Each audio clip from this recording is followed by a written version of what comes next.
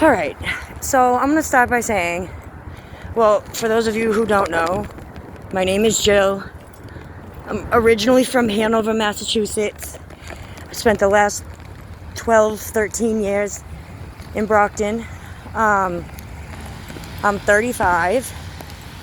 What else? I don't know. I hate doing this shit.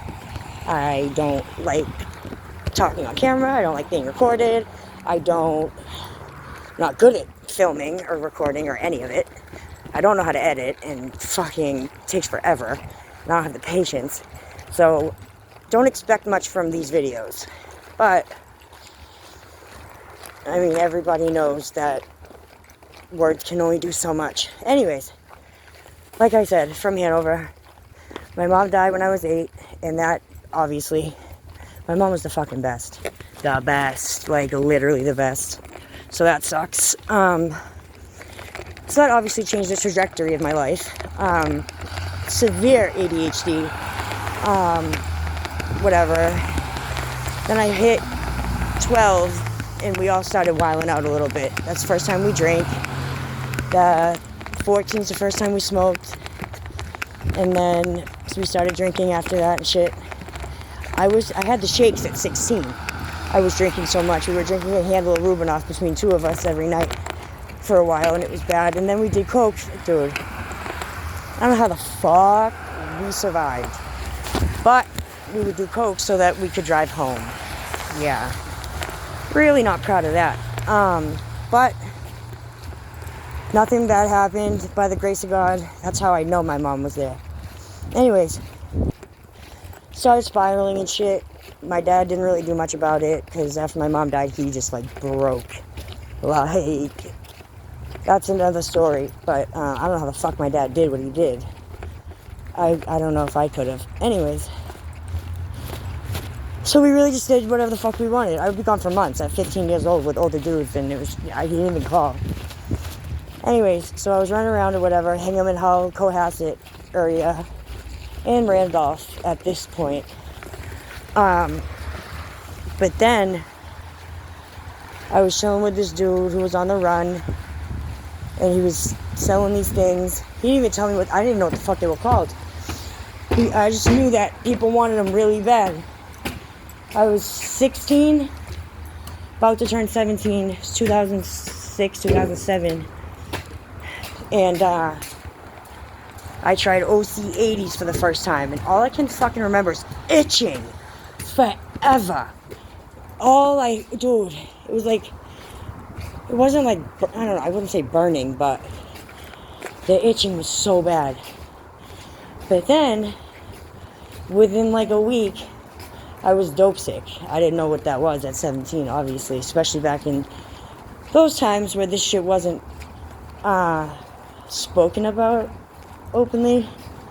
I mean, we had to leave town to smoke once. It's ridiculous. So I started to get dope sick at 17, and then that's when I stopped going to school, and it's the whole last 3 months of my junior year. I ended up graduating from Weymouth Night School, then I got my diploma, whatever. So then that was it. I was off. Started using every day, all day. That's all I did. Weymouth, Cohasset, Hingham, Hull, a little bit of Pembroke, Marshfield, all the South Shore, and then obviously we'd have our runs to Boston and shit like that to get them, South Boston, to pick them up. But so that just evolved, and then I went to my first detox in 2009. I was 19. It was the end of the year, and then I don't remember much, but I know I had a couple months after that. But then when I got out of detox, which is crazy because I think I was there for 30 days. I think I completed the soap program at Plymouth High Point. But when I got out, they had changed the OCs to OPs, the Opanas. So that meant that we couldn't break them down. We couldn't sniff them, we couldn't smoke them, and we damn sure couldn't shoot them. So that was on purpose, and it was a problem. Because instead of it being like chalky and breaking up, it turns into a gel. Like, you can't do shit with it. But my best friend Ross, God rest his soul, figured out how to do it using a freezer, sandpaper, a microwave, an oven. There was something else. But yeah, he figured it was just ridiculous. So we went to the perks, but those were like fucking Tylenol, pointless. So Hanover's 2 towns over from Brockton. We know we could get dope out there, so that's what we started doing. We started running to Brockton and doing dope because the fucking perks weren't working and they fucking changed the OCs. So that started the whole South Shore epidemic. And then you have 2014, 2015, 2016 when the fentanyl really came out. So then it was China White when I was out there. I'd go to Brockton for the China White. But then the whole epidemic thing happened.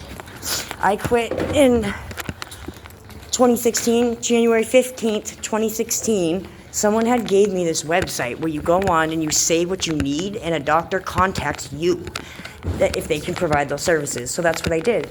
So the very next day, I had an appointment with Dr. Frederick Schiffer out of Newton Highlands, which was fucking phenomenal. So I go, tell him what's up or whatever, and then he gives me everything I fucking need.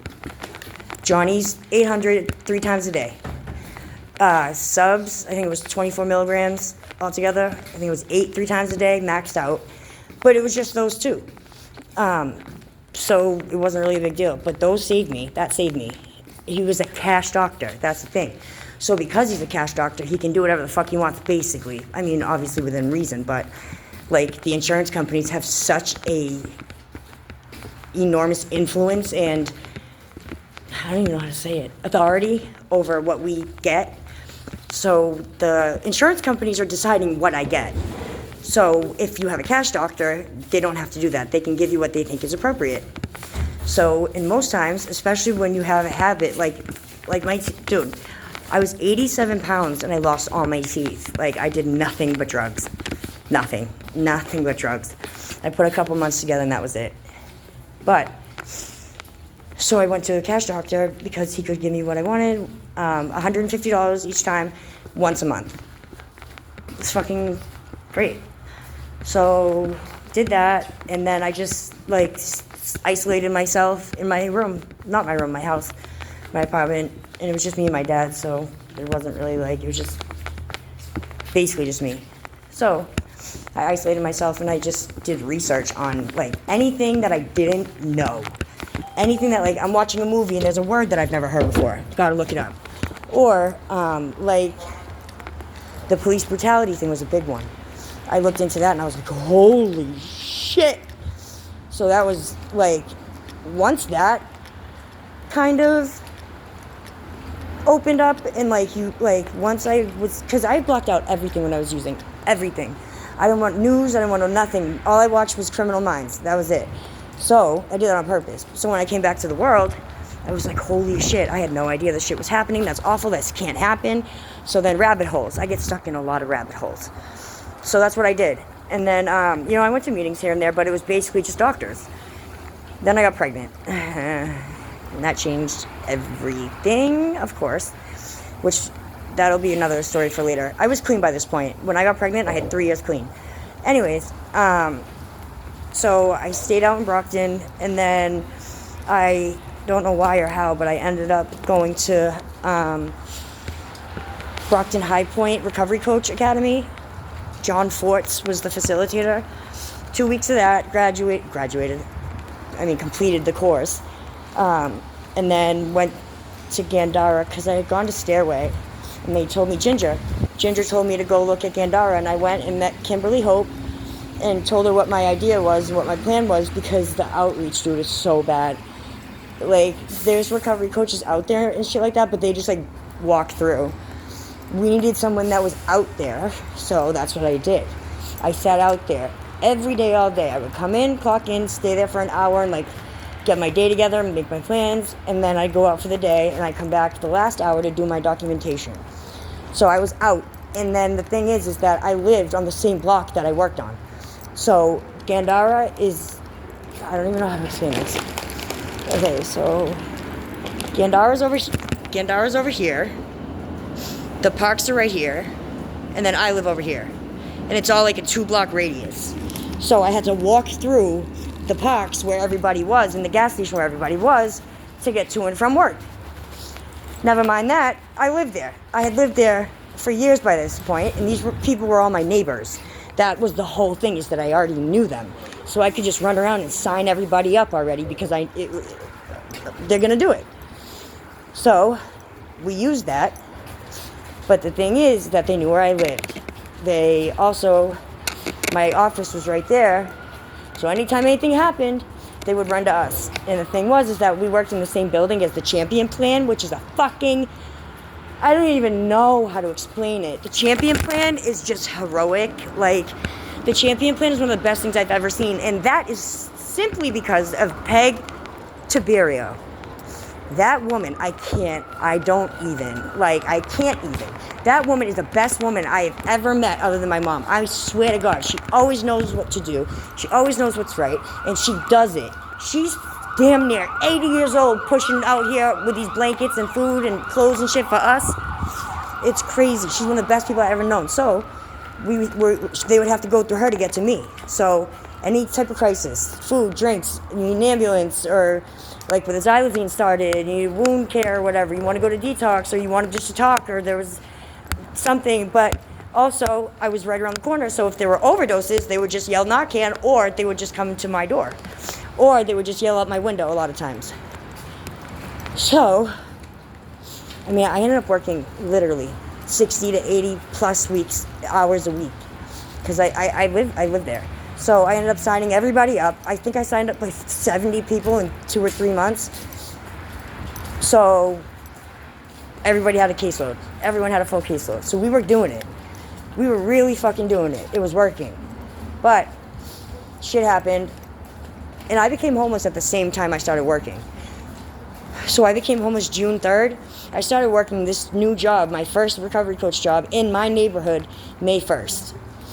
So as I was working and trying to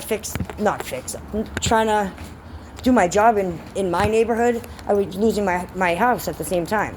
So I can't tell you guys where I went because I can't, because I don't want to get anyone in trouble, but I was good. But the thing is, again, I was still on that block. So they still knew where to find me. And the thing is if one finds you, then like 6, 7, 8, 9, 10 of them are fucking surrounding you by the time you fucking look up. They need $1, they need a drink, they need a snack. This person did that person did this. My weed vape was stolen out of my truck twice. So that's the thing, right? I tried to get them out. Couldn't. We could not get them out, especially with the xylazine shit. The xylazine shit started in Brockton in 2023 around this time I started, May. That's when I started seeing the holes. And then by August, September, everybody had some, and then by October, everyone was covered. Problem is, if you have open wounds and open sores, you cannot go to detox. They will not allow you in. You need to be medically cleared, and you cannot be medically cleared with open wounds. Problem is, it takes time for them to heal, and in that time you need to stop using, which means you need to go to a hospital. But because you're homeless and you have nowhere else to go, they don't keep you for healing. They keep you for saving your life, and then you're out. So there's nowhere to heal. There's nowhere to actually get better. So the other thing is that Brockton Hospital is closed still. Good Sam is a fucking horror show. Good Sam, I can't even. You want to know how bad Good Sam is? So I was homeless, right? I had a good job. I had fucking five and a half grand in my hand, cash. I applied to 30 places. My credit was decent, and I couldn't get anywhere because everyone in Brockton was renting to only people with Section 8. And I wasn't willing to leave Brockton. I wouldn't do it. So I still needed to get everybody out. I was begging the fucking ambulance drivers to take them somewhere else, South Shore, anywhere. Nope, they wouldn't do it. We could not get them out. So what I did is I took that 5.5 grand and I bought a fucking truck. Yep. Instead of getting an apartment, I got a truck, my Tahoe, so I could get people out of Brockton. And then I ended up living in it. So I guess that's to say, and my bipolar was connected to my homelessness in the beginning, my dad's too. He was deteriorating, it was a whole thing. We had to take 2 months' rent to pay for my, renew my ID, and I had like $800 excise taxes. So we had to use we couldn't pay a full rent for 2 months. He kicked out everybody that was 1 to 2 months late, and it didn't matter if we got RAFed. We got approved, and he wouldn't take it. So he kicked out, the buildings are empty. Right now, they're empty, and they were full when he got there. So, anyways, I was living in my truck, and I was like, dude, Brockton's, there's nothing out here. It's dying. There's nothing. What am I going to do? Go to fucking Father Bill's? No. So I went to Boston. So I started living in my truck at South Bay Plaza. And then that's where, so I came out to Boston, right, to bring shit back to Brockton, right, the services. I told everyone to come out here anyways. But I get out here, and y'all are fucking worse. Literally. It's fucking crazy to me. I'm like, are you guys fucking serious? Great. So now what? It's just, all these problems are so solvable just by the stroke of a pen. That's crazy to me. But anyways, so I got the truck. I was living in Boston in South Bay. I would go down the Ave to ask people about service and shit like that. And then I ended up at Woods Mullen for a second. And then one of my friends told me about the shelter in Weymouth, and that's where I ended up going for a year. So that was cool or whatever, but the director was a fucking demon. She was a mean girl. That's what she was. She was a little mean girl. And she was cruel for fun. I told her about my ADHD and the fact that I was quitting weed. I had to quit weed because of DCF. I had to quit smoking weed for DCF, which treated literally all my disorders. I did the best I had ever done, and that's on record. That is on record. All my supervisions, my individual supervisions for my job, I was on time. I could not have done any better. That was the best I've ever done. And that's when I started smoking weed. But DCF didn't want it, so I had to stop, and they preferred Adderall. So, yeah. Told them for 6 months I fucking hate it, but if I don't take it, then I'm non-compliant. If I'm non-compliant, I can't get my kid back. So, that's a whole nother story. Anyways, so I'm out here in Weymouth, and then the director was a cunt, kicked me out on a Friday, 3 o'clock. I was so sick, dude. I was begging her to let me stay for a day or two. Nope. She said she was going to call the cops. Happy days. So, ended up leaving and had to go to Woods Mullen. So, been there ever since. The people that are at Woods Mullen, the people that are out here, the people that are back home in Brockton, they are the best people I've ever met, but they're also the most difficult population to work with. So, because of all of this, I ended up I'm a recovery coach. I have the 500 hours. But it's more of I turned into a harm reduction specialist more. I'm not in the office. That's you know what I mean? And I don't get referrals. I'm out on the street, and I address crises. So it's more like crisis management, I suppose, of all different kinds. So, I don't know. I just, I lived among the homeless for years, and I thought I understood. I worked with them, thought I understood. It was not until I became homeless that I understood. You cannot understand that visceral fear if you haven't experienced it. You can't. And what that does to your brain, the adrenaline and the cortisol, which makes it so hard to think. And then if you're sick or you're not doing well or you need rest, you're not allowed to. They literally wake you up if you put your head down. I could go on forever, and I will. I don't know. I just think that we need to listen more before we judge. But I'm going to there's people that want to tell their stories, and I think it's important that they do. That's a little bit of mine. I'm still at Woods. I got housing 6 months ago. All I need to do is get my social. But for some reason, I can't. I'm fucking stuck. It's stuck in the building, dude. I don't know. But I found the greatest beauty in the ugliest places. That's where it is. Downtown Brockton is one of the ugliest places because of how fucking cruel it is. And same thing down here. But that's where you find the best people and see the best shit happen. I've seen amazing shit happen in these places, and that's why I stay. Some of these people are the best people I've ever met, and I'll carry them for the rest of my life. the things that we end up doing for each other. Like, no regular person's done the shit that they've done for me out here. Like, when I became a drug addict, they fucking told my dad to kick me out. But these people, never. They're always there. Always. But because they're homeless, they're pieces of shit. I just ask people to listen first. That's it.